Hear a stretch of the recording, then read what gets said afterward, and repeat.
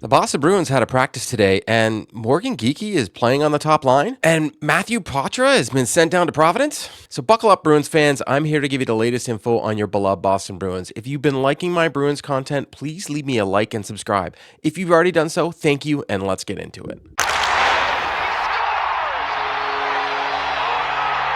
I'm going to start with Poitras right off the bat because I know that's what everybody wants to hear about. The Boston Bruins announced today they have sent Matthew Poitras to Providence.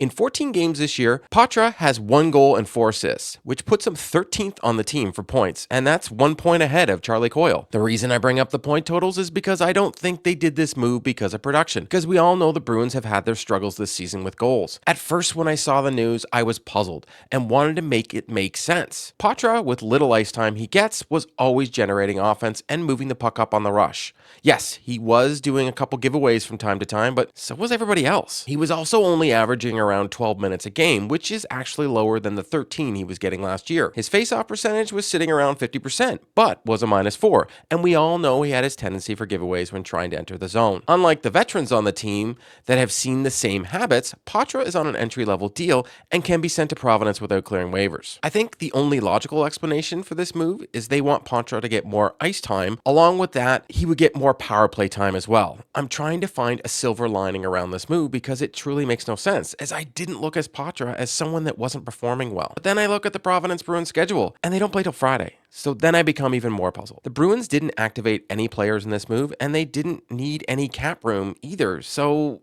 why'd they do it? As it sits, they've sent Poitras down to practice with Providence and I guess play this weekend for them. You could also look at this move as the Bruins are banking cap space because Montgomery is not going to play Poitras on Tuesday against St. Louis. The Bruins only have 2 games this week, and looking at the lines, Montgomery has decided Poitras isn't playing against St. Louis, and next game after that is Thursday against Dallas, and maybe he isn't playing there either. The Bruins could bank some cap space while he's technically on the Providence Bruins roster. The salary cap is a daily calculation based on each day of the season. By virtue of prorating math, space not used can be used later in the season. This is from Puckpedia, by the way.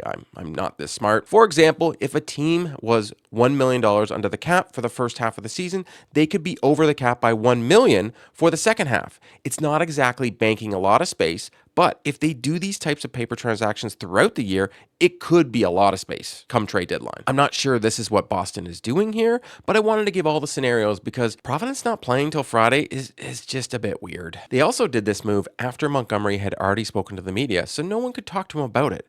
Montgomery was asked about Poitras out of the lineup during the line rushes, and Montgomery said he wants to see him making more of an impact on the game, making more plays, understanding their structure. I feel you could say this about a lot of guys on the Bruins roster right now. I wouldn't say Poitras has excelled this season, but I also wouldn't say he's been one of the worst forwards either. I need to see how this one plays out, because if Poitras plays on Friday, then all bets are off, and they've sent him down to the AHL to get more ice time, but if they call him back up for the weekend, it's just a paper transaction. Montgomery, as you remember, said he doesn't put the lines in the blender too often, and we all have to take him at his word on this one, right? Well, I guess the lines we saw at practice are just tweaks and not being put into a blender again. Morgan Geekie was skating on the first line with Zacha and Pasternak. The second line stays intact, the fourth line is finally back together, and the third line now is Frederick, Coyle, and Johnson. That top line to me, though, makes this Poitras move even more of a head-scratcher.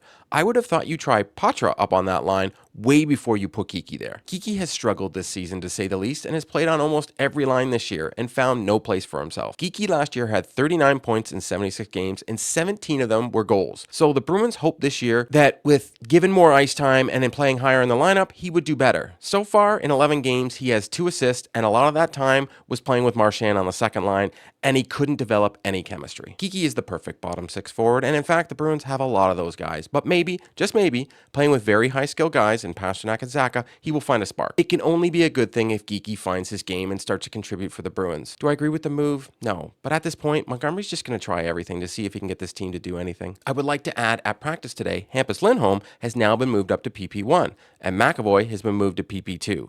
I've been saying this for weeks that this needs to get done, as Lindholm has shown he is much better quarterback on the power play than McAvoy. Plus, Lindholm is the only defenseman generating offense from the back end right now. My hope is this is the key to success for the Bruins power play, but we'll get to see Tuesday night. Montgomery spoke to the media today about those changes. The message to Hampus on the PP1 there, pound the puck, or is there any other directive there? To be direct, like he's been 5-on-5. He's had, I think he's a person on our team that has some offensive confidence right now. Just want them to be direct, we find our power play's been slow. So we just want them shooting pucks or moving pucks quickly. What's the basic first step for Morgan to be back? He's playing tomorrow night. What would be your first step for him to get back to where you want him to be? Be aggressive, play on his toes, be heavy on the forecheck, be reliable in our structure. So it looks like Poitras out. What goes into that decision? Other guys getting an opportunity. Is there something you want to see more of from him? More of an impact in the game. Making more plays, understanding our structure. The way you open practice today, is it like a stress reliever? Is that what this team needs, you think? I think we already had one in our meeting beforehand. It's what I believe in, is that there's different ways to get people to believe you're in it together. And I always believe that humor/care is a better way to free the creative mind than work harder. Did you make a case for Hampus being perhaps your most impactful player so far? Yeah, for sure. What has he done to be noticeable, especially at the offensive end, especially when you compare it to last year? I think he's being a lot more assertive. He's being shot first mentality, for sure. I think that in the other two zones, when he moves the puck, he's moving it and joining. So when he gets it, he has more time. Instead of trying to be the first or second forechecker, he's moving it and jumping by those guys. So when he joins the play, he has more time. And is that also a function of being familiar with Brandon, having played with him for a while? I can't say that that's a function of that, because I think he did a great job of that. In year one together, they did a great job. Last year, it wasn't as pronounced offensively. It was still very good defensively. Okay, I've got two here. Do you believe that a hockey club can play themselves into shape if they come into the preseason slightly out of shape? And if so, do you feel like this team is there, conditioning-wise? Conditioning-wise, I think we're there. And to answer the first part of your question, yes. Because there's a hockey condition that you get into that even if, say, you're not at your best condition power-wise and strength-wise and interval and aerobic training in the weight room, you can still get there on the ice. There's a difference in those conditionings. That's why we go through training camp.